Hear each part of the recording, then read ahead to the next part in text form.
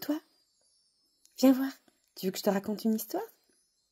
Je vais te raconter l'histoire de Aguri. Si, tu sais, Aguri. Aguri est le vieil homme. Le vieil homme qui faisait fleurir les cerisiers. Ça te dit? Allez, viens, hop, c'est parti. Quelque part, au centre du Japon, dans un petit village perdu au pied de Mont Fuji, vivait un vieil homme. Il habitait une minka, une modeste maison de bambou, et cultivait le riz avec sa femme. Un jour, en se promenant dans la forêt, le vieil homme vit son chien gratter énergétiquement la terre. L'animal découvrit 3 belles pièces d'or. Le grand-père caressa le chien, prit les pièces et rentra chez lui. Avec sa femme, il décida d'utiliser cet or pour faire construire une plus grande maison, ainsi qu'une grange pour les moissons. Dans ce village vivait aussi un jeune homme, envieux et menteur, nommé Aguri. Lorsqu'il apprit cette histoire, Aguri alla trouver le grand-père et lui demanda s'il pouvait lui emprunter son chien. « Peut-être qu'il pourrait me trouver de l'or à moi aussi, précisa-t-il, car je cherche le bonheur et la richesse. »« Oh, je ne pense pas, répondit le vieil homme, mais prends mon chien et tu verras bien. »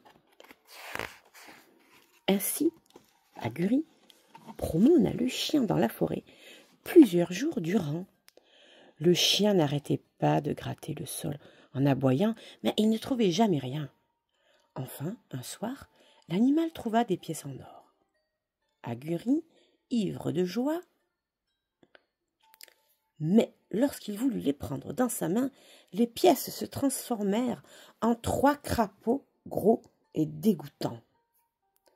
Dans un brouhaha de couassements surgirent alors une multitude d'autres crapauds. Aguri prit peur et s'enfuit. Puis, dans un excès de colère, il s'empara d'un grand bâton et tua le chien.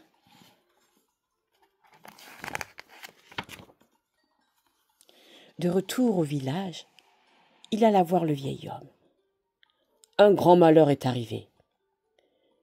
Il raconta: votre chien s'est tué en tombant dans un ravin.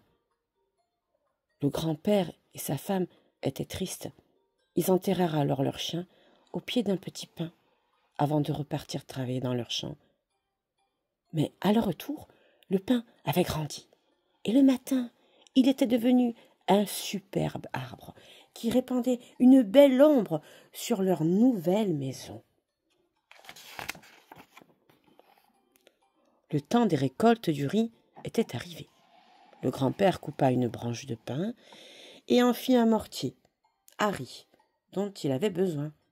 À l'intérieur, il écrasa les grains afin d'en faire de la farine. Mais le mortier rendait 10 fois plus de farine que le vieux, qui mettrait du grain.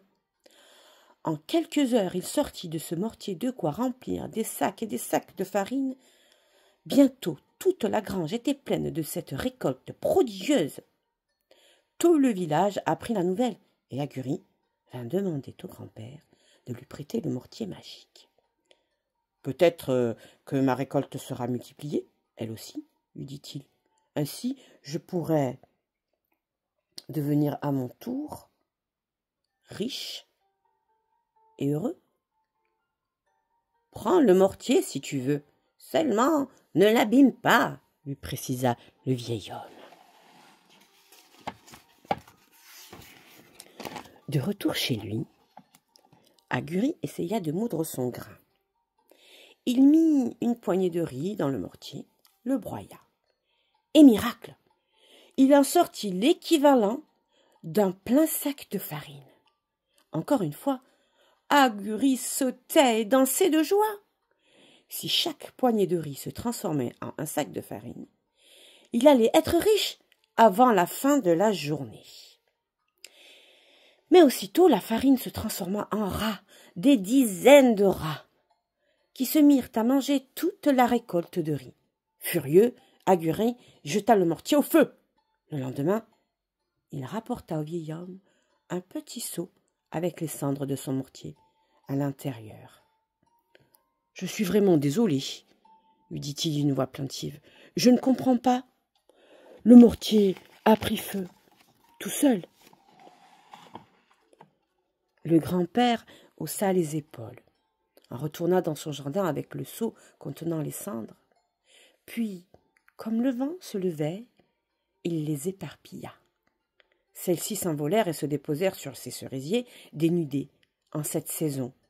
Alors un miracle se produisit, un miracle encore plus fantastique que celui de la farine de riz, encore plus extraordinaire que celui des 3 pièces d'or. Les cerisiers se mirent à fleurir en plein automne. Pour la 2e fois de l'année, ils se couvrirent de milliers de petites fleurs aux pétales roses pâles qui sentaient si bon. Ému, le vieil homme et sa femme regardèrent ce spectacle avec un grand sourire et des larmes aux yeux. Aguri était aussi surpris. Cela lui donna une idée, et il repartit vite chez lui.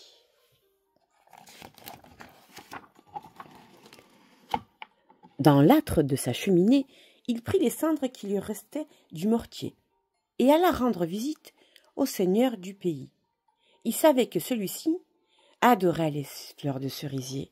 « Seigneur, lui dit-il, agenouillez le front sur le sol, je sais comment faire fleurir vos fleurs de cerisier, dès aujourd'hui et sans attendre, le mois d'avril.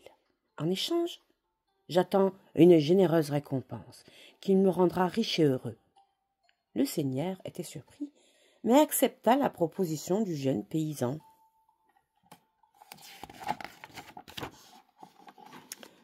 Suivant le seigneur, il se rendit dans les superbes jardins du palais. Un chemin de gravier serpentait entre les bosquets de rhododendrons, d'iris et d'azalées. Les ruisseaux couraient entre les pierres volcaniques et les bambous et les fougères. Enfin, ils arrivèrent au pied des cerisiers. Aguri prit la cendre au fond de son seau et répandit tout sous les arbres. Immédiatement, les cerisiers fleurirent. 1000 petits boutons de roses pâles s'épanouirent. Aguri regardait le seigneur avec fierté. Il ne voyait pas que, rapidement, les fleurs de cerisier se changeaient en cafards. Ces insectes dégoûtants envahirent toute l'allée du jardin, retrouvant les plantes, les arbustes et les délicats. « Quels insolents venir m'humilier, me souiller sans prendre à mes cerisiers !» hurlait le seigneur en ordonnant à sa garde de s'emparer d'Aguri et de le jeter en prison.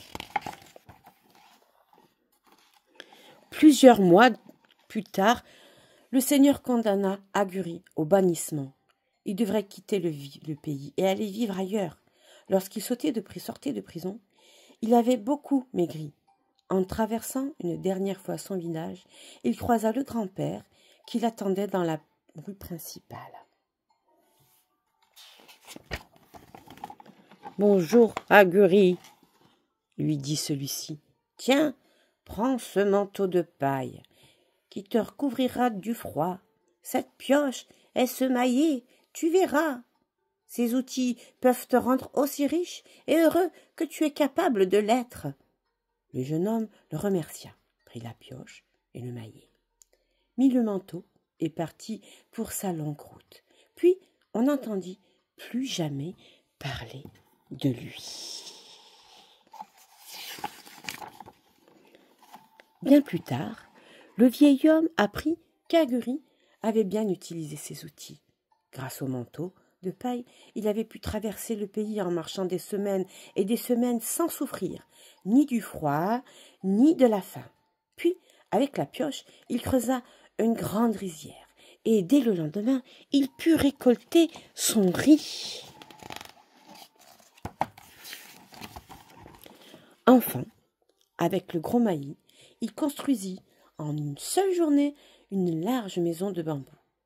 Il y accueillit les vieux paysans, les enfants abandonnés et tous les miséreux de la région. Chaque matin, avec la grande marmite, il leur préparait un plat de riz et de poisson.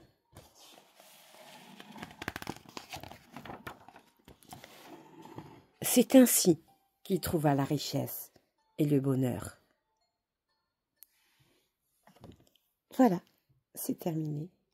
J'espère que cette histoire t'aura plu. Aguri était un jeune homme envieux et menteur. Ce livre a été inspiré d'un conte international japonais et écrit par Grégoire Valencien. J'espère que ça t'a plu. Et si ça t'a plu, n'oublie pas de mettre un petit j'aime. À bientôt. Bisous, bisous.